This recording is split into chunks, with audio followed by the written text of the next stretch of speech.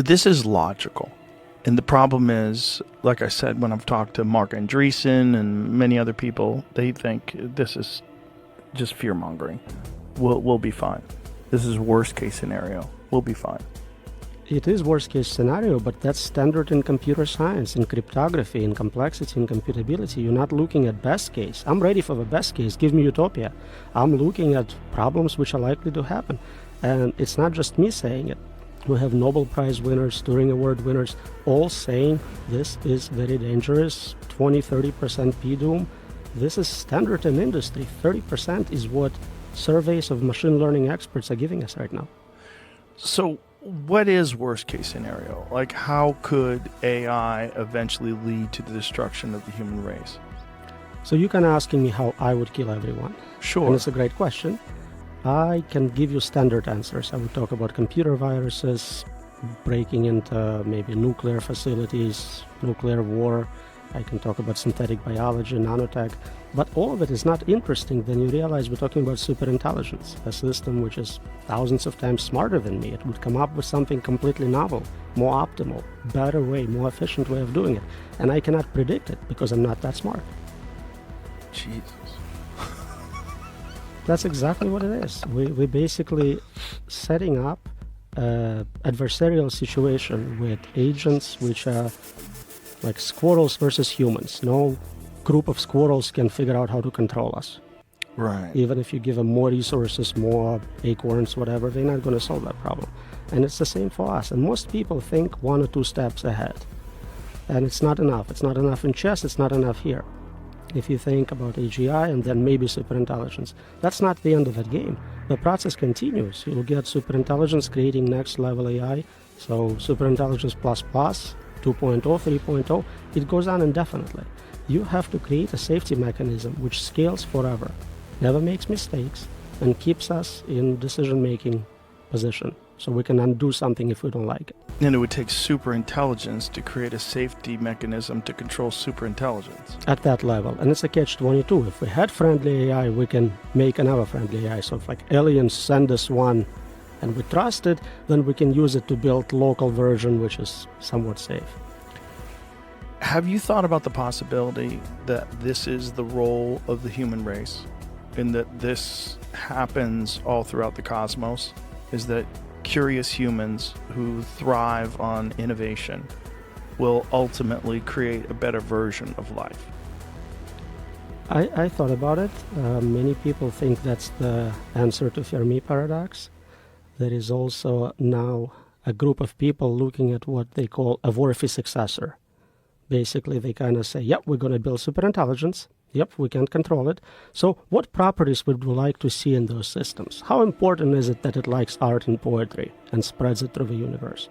And to me, it's like, I don't want to give up yet. I'm not ready to decide if killers of my family and everyone will like poetry. We're still here. We're still making decisions. Let's figure out what we can do. Well, poetry is only relevant to us because poetry is difficult to create, and it resonates with us. Poetry doesn't mean jack shit to a flower. It's more global to me. I don't care what happens after I'm dead, my family is dead, all the humans are dead. Whatever they like poetry or not is irrelevant to me. Right. But the point is, like, the things that we put meaning in, it's only us. A supermassive black hole doesn't give a shit about a great song. And they talk about some super values, super culture, super things super intelligence would like, and it's important that they are conscious and experienced all that greatness in the universe. But I would think that they would look at us the same way we look at chimpanzees. We would say, yeah, they're great, but don't give them guns. Yeah, they're great, but don't let them have airplanes. Don't let them make global geopolitical decisions. So there are many reasons why they can decide that we are dangerous. We may create competing AI. We may decide we want to shut them off. So for many reasons, they would try to restrict our abilities, restrict our capabilities for sure. Yeah, and there's no reason why they would not limit our freedoms. If there is something only a human can do, and I don't think there is anything like that, but let's say we are conscious, we have internal experiences, and they can never get it. I don't believe it, but let's say it was true. And for some reason they wanted to have that capability. They would need us and give us enough freedom to experience the universe, to collect those qualia, to kind of engage with what is fun about being a living human being, what makes it meaningful. Right, but that's such an egotistical perspective, right? That we're so unique that even super intelligence would say, wow, I wish I was human. Humans have this unique quality of confusion and creativity.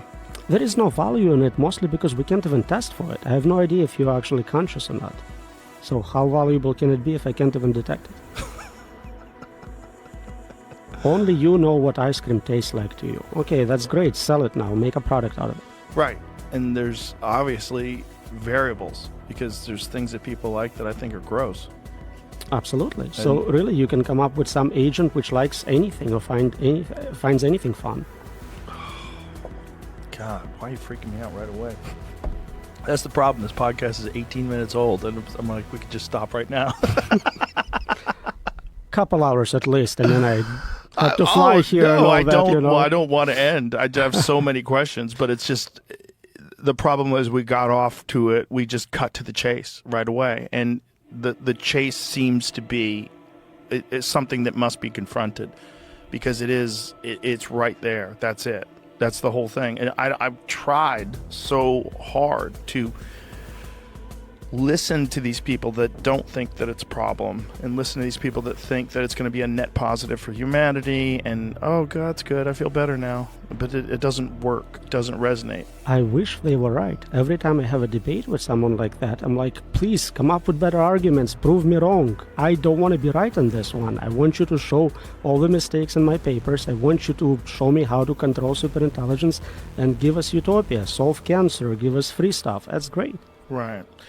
When you think about the future of the world and you think about these incredible technologies scaling upwards and exponentially increasing in their capability, what do you see?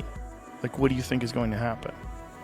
So there are many reasons to think they may cancel us for whatever reasons. We started talking about some game theoretical reasons for it. If we are successful at controlling them, I can come up with some ways to provide sort of partial solution to the value alignment problem. It's very hard to value align 8 billion people, all the animals, everyone, because we disagree. We like many different things. So we have advanced virtual reality technology. We can technically give every person their own virtual universe where you decide what you want to be. You're a king, you're a slave, whatever it is you're into, and you can share with others, you can visit their universes. All we have to do is figure out how to control the substrate, the superintelligence running all these virtual universes. And if we manage to do that, at least part of the value alignment problem, which is super difficult, how do you get different preferences, multi-objective optimization essentially, how do you get different objectives to all agree? But when you think about how it plays out, when like if you're alone at night and you're worried, what do you see? What do you see happening? So there are multiple levels of risk. Immediate is what we call ikigai risk, I risk. We lose meaning. You lost your job, you're no longer the best interviewer in the world. Like, what's left? What are you going to do? Maybe some people will find some other kind of artificial things to do, but for most people, their job is their definition, who they are, what makes a difference to them. For quite a few people, especially in professional circles. So losing that meaning will have terrible impact in society. We always talk about unconditional basic income. We never talk about unconditional basic meaning. What are you doing with your life if basic needs are provided for you? Next level is existential risk. The concern is it will kill everyone. But there is also suffering risks. For whatever reason, it's not even killing us. It's keeping us around forever, and we would rather be dead. It's so bad. What do you see when you think of that? It's hard to be specific about what it can do and what specific ways of torture it can come up with and why. Again, if we're looking at worst case scenarios, I I found this set of papers about what happens when young children have epileptic seizures, really bad ones. And what sometimes helps is to remove half of your brain. Oh, jeez. Just cut it out. And there are two types of surgeries for doing that. One is to remove it completely, and one is to kind of dissect connections leading to that half and leave it inside. So it's like solitary confinement with zero input-output forever. And there are equivalents for digital forms and things like that. And you worry that AI would do that to the human race? It is a possibility. Essentially neuter us. Well, loss of control is a part of it. But you can lose control and be quite happy. You can be like an animal in a very cool zoo, enjoying yourself, engaging in hedonistic pleasures, sex, food, whatever. You're not in control, but you're safe. So those are separate problems. And then there is, for whatever reason, I don't know if it's malevolent payload from some psychopaths. Again, that would assume that they could control AI. I don't think they will.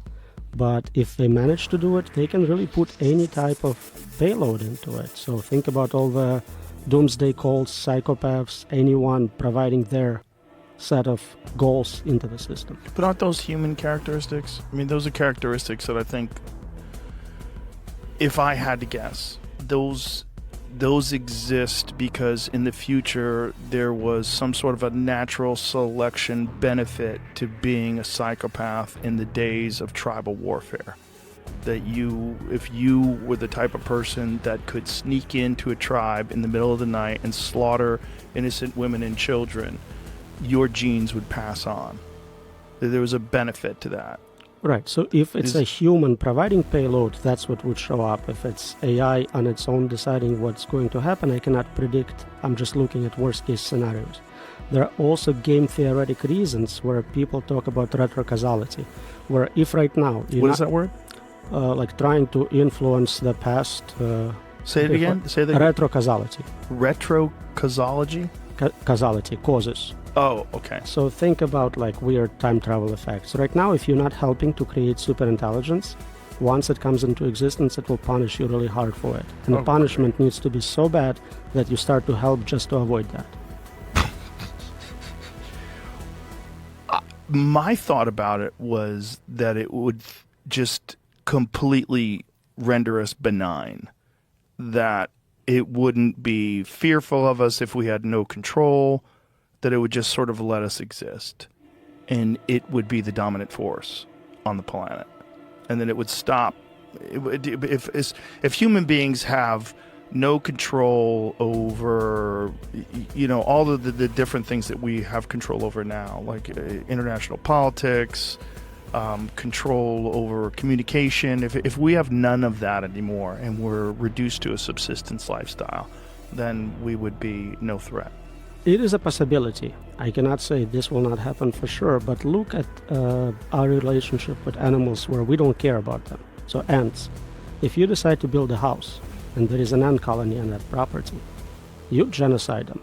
Right. You take them out, not because you hate ants, but because you just need that real estate.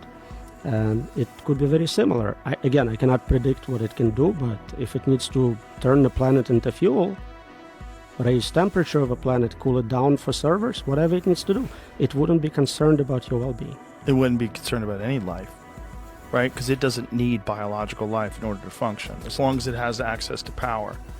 And assuming that it is far more intelligent than us, there's abundant power in the universe. There's abundant power. Just the ability to harness solar would be an infinite resource, and it would be completely free of being dependent upon any of the things that we utilize. And again, we're kind of thinking what we would use for power. Right. If it's smarter than us, if it does novel research in physics, it can come up with completely novel ways of harnessing energy, getting energy. So I have no idea what side effects that would have for climate.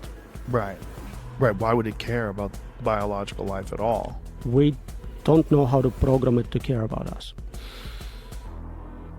And even if we did, if it felt like that was an issue, it felt like that if that was a conflicting issue, it would just change its programming.